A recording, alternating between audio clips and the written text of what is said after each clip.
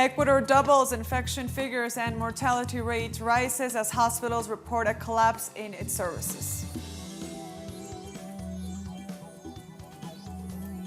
And in Brazil, federal police have announced the launch of an investigation into suspected use of Brazilian Air Force aircraft to traffic drugs to Spain. In Russia, Sputnik V vaccine reported 91.6% efficacy during the third phase of clinical trials and 100% efficacy in severe cases. Hello and welcome to teleSUR English. I am Estefania Bravo from the headquarters of Quito in Ecuador. This is from the south.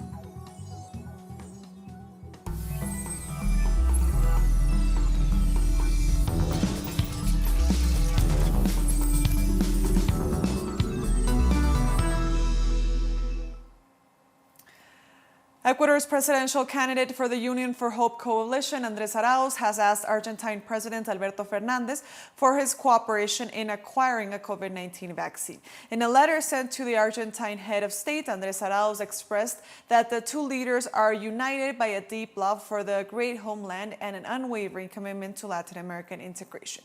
He stressed that the COVID-19 pandemic reminds us once again of the importance of acting together and coordinating efforts for the well-being of our people. After his visit made in December of 2020, Arauz pointed out that it was gratifying to be able to discuss the provision of 4.4 million doses of the AstraZeneca vaccine for the Ecuadorian people. He also expressed his desire to continue with the negotiations to guarantee vaccines for the entire Ecuadorian people. And in response to Andrés Arauz's letter, President of Argentina, Alberto Fernández, reiterated his commitment to cooperate with Ecuador. The Argentine head of state referred to the fact that the world is experiencing a very complex situations as regards to vaccine production and access. He noted that, as discussed, AstraZeneca's vaccine is being produced in Argentina and packaged in Mexico for its subsequent distribution across the region. The Argentine president renewed his commitment to work with the authorities of the lab to ensure the needs of the Ecuadorian people are taken into account, and added that his government will make every effort to help Ecuador in its negotiations with other vaccine suppliers.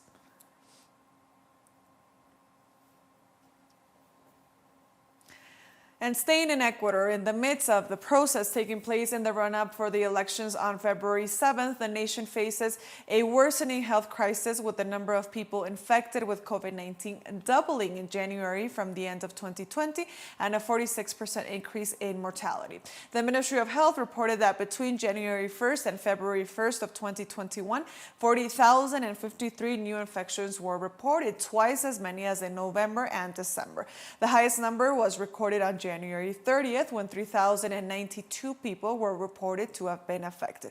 As for mortality, data confirms up to 315 deaths per day. That is more than 100 more than those projected for the date. To these figures, it must be added a 6% national lag in the processing of daily samples. The infection rate is at 1,043% at 100,000 inhabitants, with Pichincha being the province most affected with 87,600 occurrences.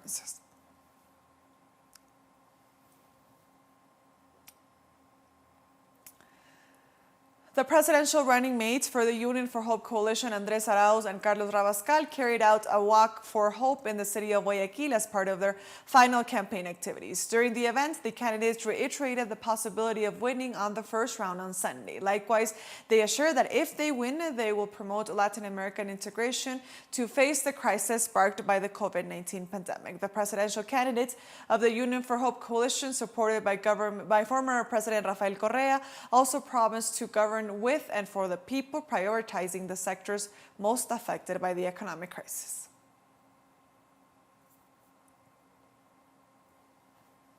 And the Arauz-Rabascal formula published a letter to Ecuadorian women regarding the electoral process that will take place on the country in February 7th.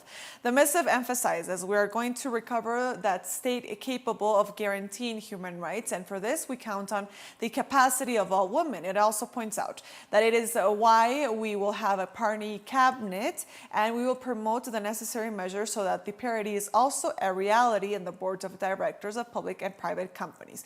Arauz emphasized, saying, our commitment includes a policy of job creation which especially considers women who have been mostly affected. Finally, the document ratifies we are going forward with the example of those women who fought and continue to fight for their rights.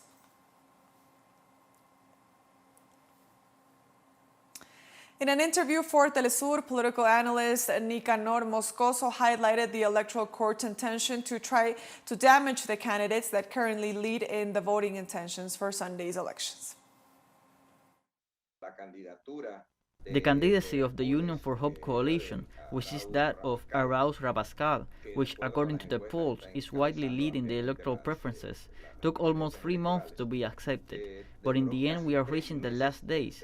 Many attitudes are being put into action, basically to try to damage the candidacies that are leading opinion polls, and we will undoubtedly move forward until February 7th, on Sunday, when we will go to the polls. Likewise, Moscoso said he hopes these elections will be carried out in a peaceful manner. We hope that the election day will be a happy one for all Ecuadorians, and as I say, the only way we can have peace of mind after the elections are over and the results are announced is if there is a wide advantage for one of the winners, because only then the people will be at peace. God willing, that something similar to what happened in Bolivia does not happen here, where the margin of victory was, although the advantage was wide, it was very small before the law, just a few decimals. And with that pretext, we saw what happened in Bolivia, obviously supported by the OAS on that occasion. Here the OAS is not having a major role in the elections. The Federal Police of Brazil have announced the launch of an investigation into suspected use of Brazilian Air Force aircraft to transport drugs to Spain. According to local media, police have carried out raids and seized several kilos of drugs, as well as confiscating property and vehicles suspected to have been used as means of transport. The Federal Police indicated that several officials have already been singled out and forbidden from leaving the country while the investigation continues. Meanwhile, through a statement, the Air Force reiterated that it rejects any conduct that does not represent its values or fulfill its institutional mission.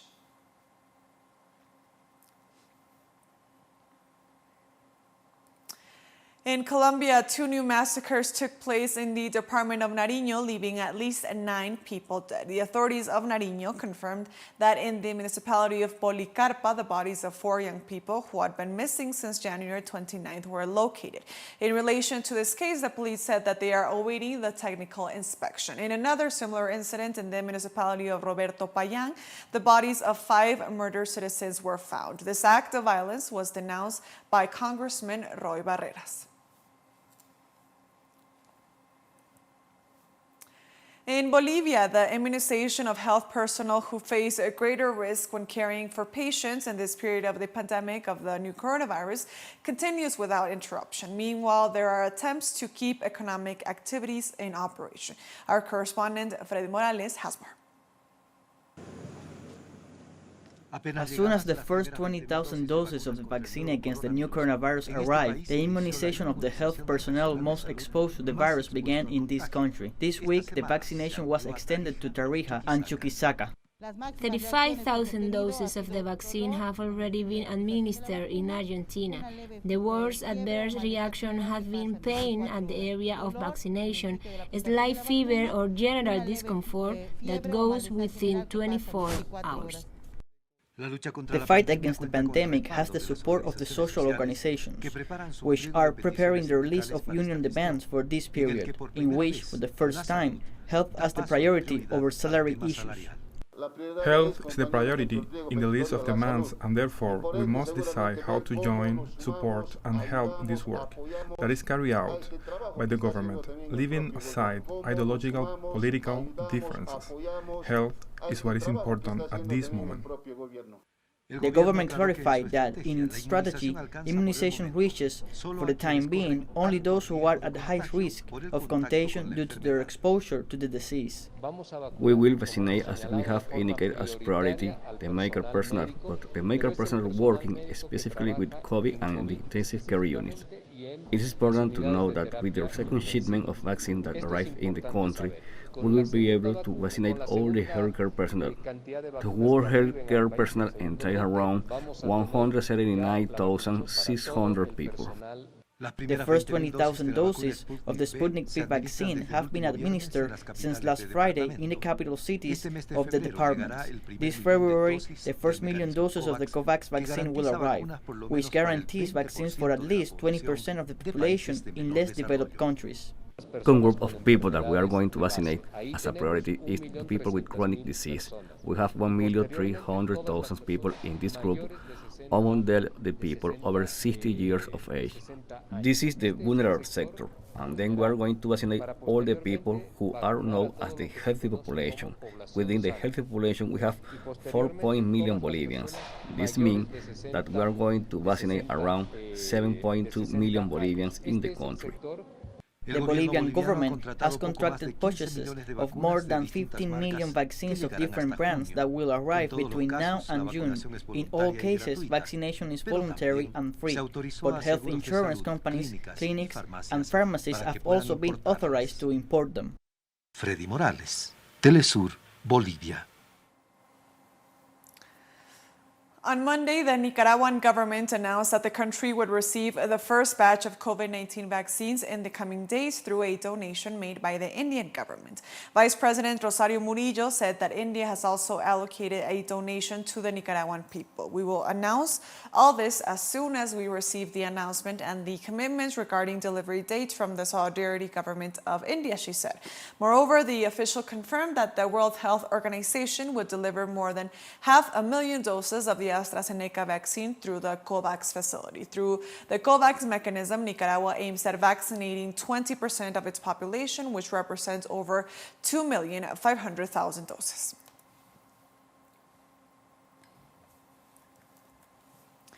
Cuba's National Director of Epidemiology, Francisco Duran, gave an update on the current health situation sparked by COVID-19. First of all, I would need at least 5 minutes to answer all of the candidates' concerns regarding the government of Rafael Correa. And also, let's move on to the U.S. now. Police have said 6 people were shot to death early on Tuesday at a home in Oklahoma, including 5 young children and a person who suspected in the killings was taken into custody. In a press release, authorities said officers responded to about 1:30 a.m. local time to call of multiple people shot at a home in Muscatine, a city of just under 40,000 people, about 72 kilometers southeast of Tulsa. Once there, officers encountered a person with a gun who was later taken into custody. Officers at the scene found 1 man and 4 children dead, and a 5th child died at a Tulsa hospital. Authorities have not released the name of the person arrested or any details about the people who died. Around 1:30 this morning, officers were dispatched to a call of a shooting on Indiana Street.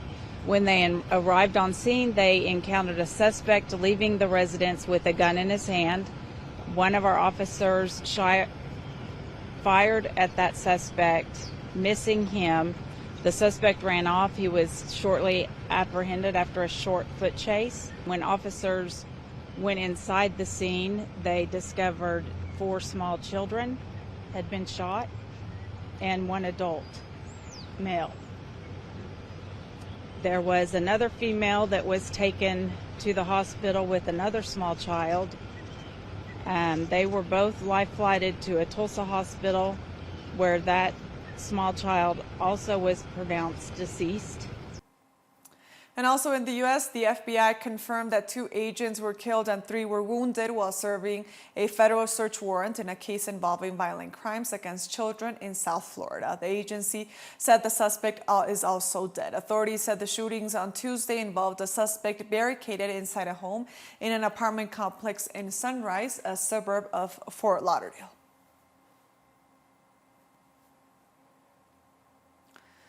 Uganda's opposition politician Bobi Wine filed a challenge on Monday to the Supreme Court, which aims at canceling the results of the January 14th parliamentary elections that granted victory to the president Yoweri Museveni and allowed him to rule for a sixth term. "We want the poll cancelled and repeated," George Musisi's, one of Wine's lawyers, explained. Wine, the leader of the National Unity Platform, NUP, considers that the elections were stolen from him. Human rights organizations denounced widespread violence between Museveni supporters and followers of Wine before the elections and on January 14th. Back then, Ugandan court ordered security forces to lift the house arrest of Wine and that remained under since the elections. For their part, Museveni's government has denounced the interference of the United States on Uganda's internal affairs and the U.S. support to Wine to upturn the election results.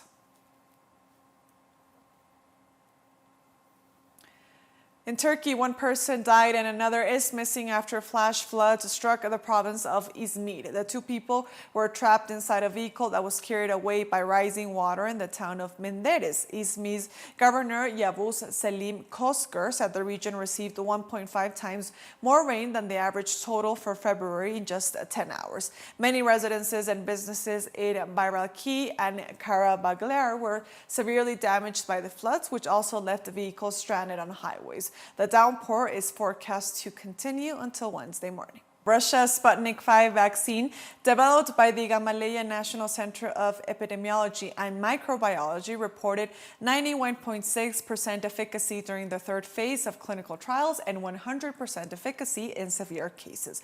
According to preliminary analysis, the Russian vaccine showed more than 91% safety, specifically in adults aged over 60. Experts consider that the vaccine, administered in 2 doses, showed high efficacy and was well tolerated by volunteers over 18 years of age who participated in the last stage of the clinical trials. The report also highlights that no significant adverse effects were detected and points out that only 45 out of a total of 16,427 volunteers who received the jabs experienced adverse effects, but these were not related to the vaccination itself.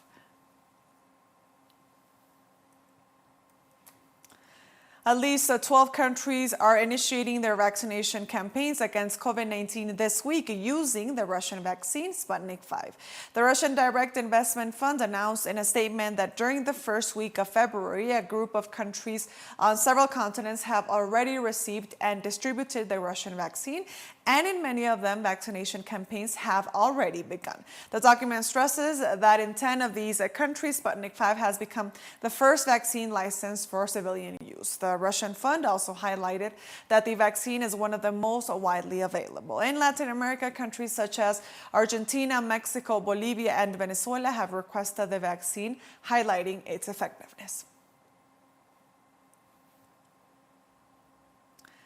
Myanmar remained outwardly calm on Tuesday, a day after the military seized power ahead of the reopening of a newly elected parliament. In both Yangon and Naypyidaw, the streets were quieter than usual, but markets were open, street vendors were still cooking food, and taxis and buses were still running. There were few obvious signs of heavy security, but the unease that set in after Monday's events still lingered. Also on Tuesday, Suu Kyi's National League for Democracy released a statement calling for the military to honor the result of last November's election and release all of those who were detained. People are frustrated with the coup for their future. They are interested in how they are going to move ahead and how they will be protected by the new government. Whoever governs the country, what all the people desire is that their lives are safe. They want to live peacefully and have a better income. Whoever governs the country, we, the citizens, are at the bottom. The most important thing for us is to be okay in our daily business for living and food. As you see, no one is here to buy. Everything is silent, in the middle of Yangon, where normally it is busy. I do not want like this situation. I'll be grateful if we can get back the old situation. In Yangon, around 3,000 people rallied on Tuesday in support of the country's military, a day after they seized power and detained senior politicians, including the country's former leader, Aung San Suu Kyi. Pro-military supporters waved flags and cheered amid speeches extolling the Tat Madao, as the military is known for their action.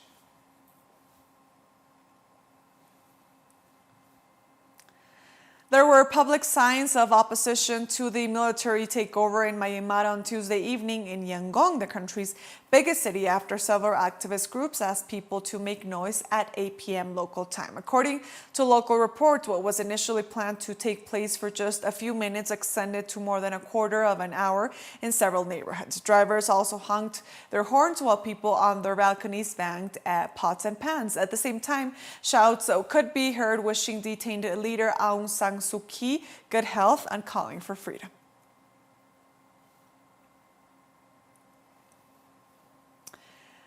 Myanmar's military chief Min Aung Hlaing chaired the first cabinet meeting following the military takeover on Monday. President Min Sue attended the meeting after surrendering all powers to the commander-in-chief on Monday.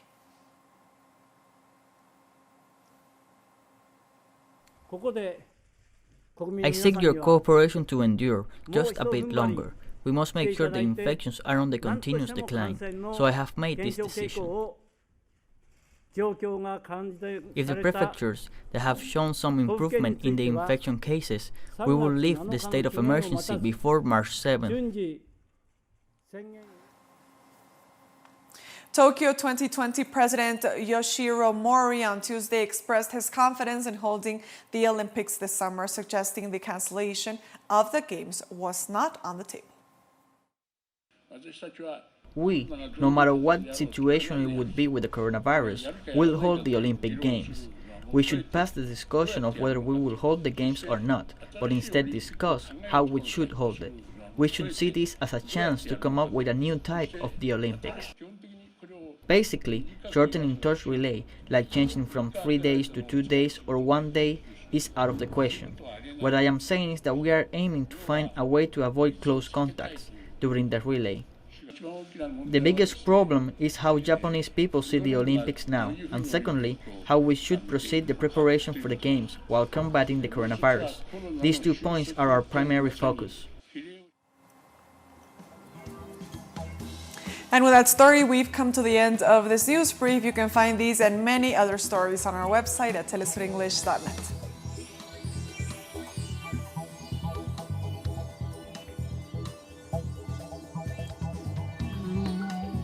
And don't forget to follow us on our social media accounts. We are on Facebook, on Twitter, and on Instagram as well. For Telesur English, I am Estefania Bravo. See you next time.